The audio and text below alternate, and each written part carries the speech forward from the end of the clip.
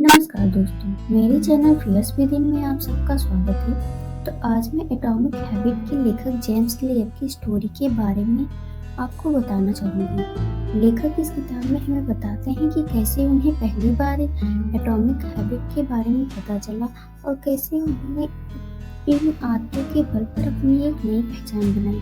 कैसे उन्हें पता चला कि ये आदतें हमें कहाँ से कहाँ तक पहुँचा सकती हैं। इस किताब में उन्होंने बताया है कि जब मैंने डेनिसन यूनिवर्सिटी में पढ़ना शुरू किया, ये नई जगह पर नई शुरुआत थी और यही वह जगह थी जहाँ मुझे पहली बार छोटी आदतों की आश्चर्यजनक सत्य का पता चला।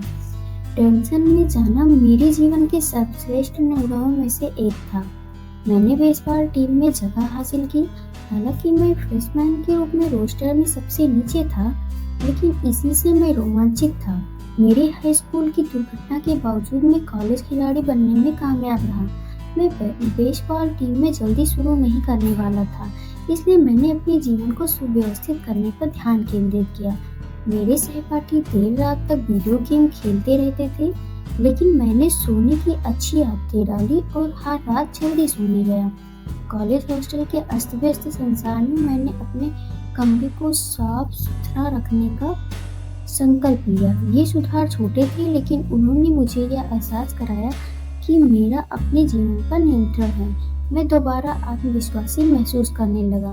मेरा बढ़ता आत्मविश्वास इसकर क्लासरूम में भी पहुंच गया, जहां मैंने अपने पढ़ने की आदतों को बेहतर बनाया।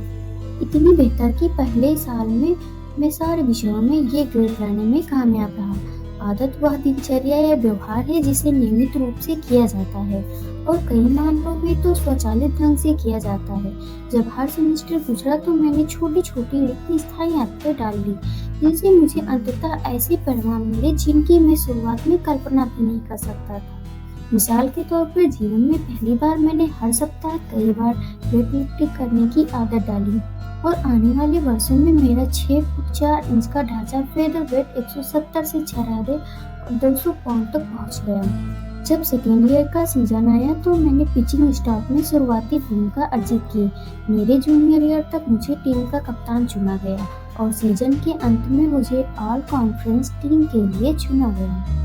लेकिन दरअसल मेरे सोने, पढ़ने और शक्ति बढ़ाने वाली आदतों ने असली पुरस्कार देना तब तक शुरू नहीं किया जब तक कि मैं सीनियर ईयर में नहीं पहुंच गया। जब मेरे चेहरे पर बेसबॉल बैट पड़ा था और मुझे अस्पताल ले जाकर कोमा में पहुंचाया गया था, उसके 6 साल बाद मुझे डेनिसन यूनिवर्सिटी का शीर्ष पुरुष खिलाड़ी चुना गया। यही नहीं, मुझे ESPN academic all America team में भी शामिल किया गया। यह सम्मान पूरे देश के केवल 33 खिलाड़ियों को दिया जाता है। जब तक मेरी पढ़ाई पूरी हुई तब तक मैं 8 अलग-अलग श्रेणियों में स्कूल की रिकॉर्ड बुक्स में शामिल हो चुका था। उसी साल मुझे यूनिवर्सिटी के सर्वोच्च शैक्षणिक सम्मान द प्रेसिडेंट्स मेडल से पुरस्कृत किया गया। तो ये स्टोरी लेखक ने अपने बारे में बताई है कि कैसे उन्होंने अपनी आदतों में सुधार करके और अपनी एक अलग पहचान बनाई। मैं उम्मीद करती हूँ आपको ये किताब बहुत पसंद आएगी। अगर आप इस स्टोरी के बारे में और सुनना चाहते हैं तो प्लीज़ मेरी वीडियो को ज़रूर देखिएगा। अपना कीमती समय देने के लिए आपका बहुत बहुत धन्यवाद।